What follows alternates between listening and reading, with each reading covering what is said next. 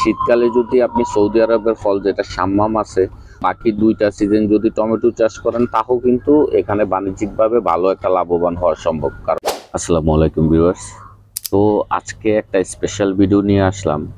কারণ আমার এই চ্যানেল খোলার পর অনেক ভিউয়ার্স আছে যারা কিনা আমার সাথে মোবাইলে যোগাযোগ রাখে। হ্যাঁ, তো এক ভাই, উনি মালয়েশিয়াতে থাকে। উনি আমার সাথে কালকে অনেকক্ষণ আলাপ আলোচনা করার পরে উনি আমার কাছে জানতে চাইছে যে আসলে কি অ্যাকুয়াপনিক্স বাগানটা কি বাণিজ্যিকভাবে করা যায় কিনা। আমি কিন্তু এর আগেও বাণিজ্যিকভাবে অ্যাকুয়াপনিক্স বাগান করা যায় কিনা ওই ভিডিওগুলো নিয়ে আসছিলাম। তো আজকে একটু স্পেশালভাবে নিয়ে আসলাম, কারণ ওই ভাইয়ের সাথে আমি কথা বললাম। তো অ্যাকুয়াপনিক্স বাগান করলে লাভবান হওয়া সম্ভব, কিভাবে সম্ভব, আমি আপনাদেরকে 3টা বিষয় নিয়ে আলোচনা করব আজকে। হ্যাঁ, তো আপনারা একটু ধৈর্য ধরে ভিডিওটা দেখেন, তাহলে কিন্তু পুরো বিষয়টা বুঝতে পারবেন। তো বাহিরে গ্রিন হাউসের মধ্যে কিন্তু তারা ওই শ্রমটা দিচ্ছে, সেজন্য কিন্তু ওরা রিটার্নটাও পাচ্ছে। হ্যাঁ, তো সেক্ষেত্রে আমাদের দেশেও কিন্তু অ্যাকুয়াপনিক্স বাগান করে লাভবান হওয়া সম্ভব। তো সেই বিষয়ে আমি আপনাদের সাথে আজকে আলোচনা করতেছি। হ্যাঁ, সেক্ষেত্রে অ্যাকুয়াপনিক্স বাগান করে লাভবান হতে গেলে আপনার মাছের ট্যাঙ্ক করতে হবে একটু বড়। যে বটম ক্লিন পদ্ধতিতে মাছ চাষ করে, আসলে বটম ক্লিন পদ্ধতিতে মাছ চাষ করেও কিন্তু অ্যাকুয়াপনিক্সে সেট আপ করা যায়। যখন আপনি ট্যাঙ্কটা মাটির ওপরে রাখবেন, ট্যাঙ্কটা মাটির ওপরে রাখলে ডালু সিস্টেম করে দিলেন যাতে পানিটা সরানো যায়, যেটা কিনা বটম ক্লিন বলে। তো বটম ক্লিনে যদি মাছের ট্যাঙ্কটা তৈরি করেন, অন্তত সপ্তাহে 1 দিন বা সপ্তাহে 2 দিন যদি অল্প অল্প পরিমাণে কিছু ময়লা পানি যদি নিষ্কাশন করেন, আর ওপর থেকে যদি আপনার যেই ওপরের যে পানিটা পরিষ্কার হওয়ার জন্য ওই পানিটা দিয়ে কিন্তু আপনারা অ্যাকুয়াপনিক্সের বেডও ফেলতে পারেন, সেম সবজি হবে। হ্যাঁ, অ্যামোনিয়াটা পড়লে সেম সবজি হবে, কিন্তু বটম ক্লিন করার ফলে আপনার মাছটা আপনি দ্বিগুণ বা এর চেয়ে বেশি করতে পারবেন।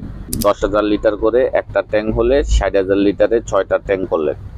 6টা ট্যাঙ্ক করার পর, তো ওইভাবে আপনারা যদি বটম ক্লিন পদ্ধতিতে মাছ চাষ করেন এবং কি অ্যাকুয়াপনিক্সের সিস্টেমটাও চালু করেন, তখন আপনার কিন্তু মাছের সংখ্যাটা বেড়ে যাবে।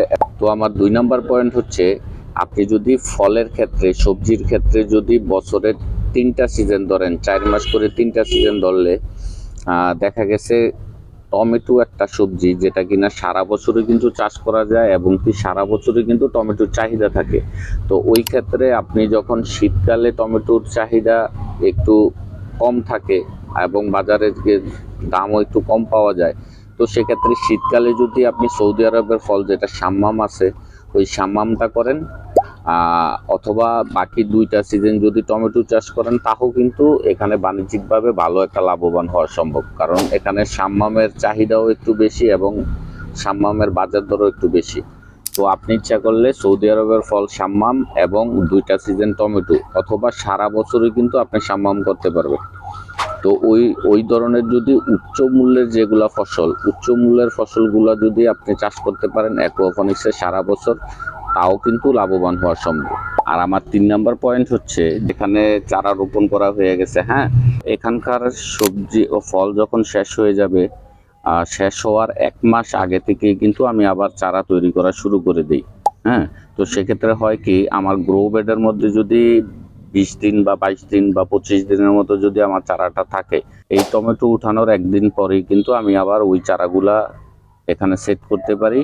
এবং কি ওই চারার বয়স কিন্তু ওই মুহূর্তে ঠিক 1 মাসের মতো। তো 1 মাসের মতো হলে বাকি 1.5 মাসের মধ্যেই কিন্তু 1-1.5 মাসের মধ্যেই কিন্তু আমার টমেটো হারভেস্ট করা সম্ভব। কেউ যদি প্রথম অবস্থায় ছোট পরিসরে করে আগে শিখে নিল, তারপরে শিখার পরে কিন্তু বাণিজ্যিক আকারে করতে পারে। তো বাণিজ্যিকভাবে অ্যাকুয়াপনিক্স বাগান করে কিন্তু আসলে লাভবান হওয়া সম্ভব, যদি কিনা time to time take care করে এবং কি একটা টার্গেটের মধ্যে দিয়ে অ্যাকুয়াপনিক্সের বাগানটা করা হয়। তো ভিডিওটা যদি ভালো লাগে তাহলে চ্যানেলটা সাবস্ক্রাইব করে দিবেন এবং ভিডিওতে একটা লাইক দিয়ে দিবেন। আর কোনো কিছু জানার থাকলে কমেন্ট করতে পারেন, আমি ইনশাল্লাহ আপনাদের কমেন্টের উত্তর দিয়ে দিব। তো আজকের মতো বিদায় নিলাম। আসসালামু আলাইকুম।